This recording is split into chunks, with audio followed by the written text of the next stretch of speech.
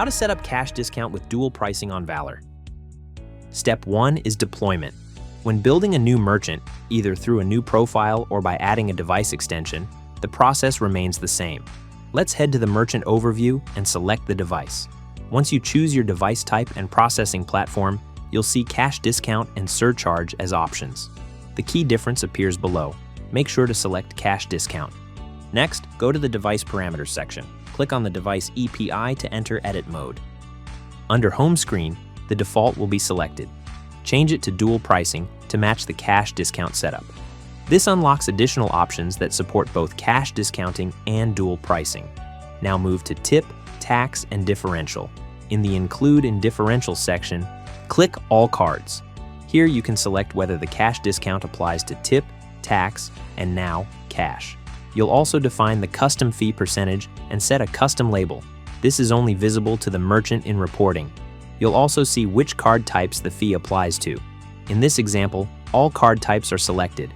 At the bottom of this section is an option called Show Discount for Card. Enabling this ensures that the customer sees the price difference between card and cash payments based on the card type being used. At the top, you can also remove fees, turn off the disclosure, and make additional customizations depending on your setup. This completes the tip, tax, and differential section for dual pricing.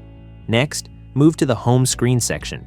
You can enable the amount confirmation screen, useful when tax is part of a cash transaction.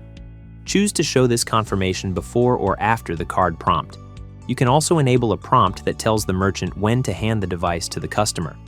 You may also choose to add a second subtotal. For instance, if tax applies to cash, display the entered amount as the subtotal, either as the cash price without fee or card price with fee. Enable Validate Differential to handle rounding of the fee. You can also show both card and cash prices on each pre-sale ticket and require a password for cash transactions at the device level. Further down, you'll see options to turn on cash transaction pricing, show savings with messages like saved with cash or saved by paying with cash. At the bottom of each receipt, you can display card and cash payment options. The last step is adjusting the card label on terminal.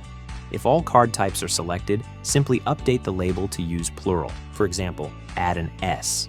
Below the blue line, you'll see the information already set in tip, tax, and differential. No need to make changes here, just confirm. Once everything looks good, save the changes and download the updates to your device via the EPI.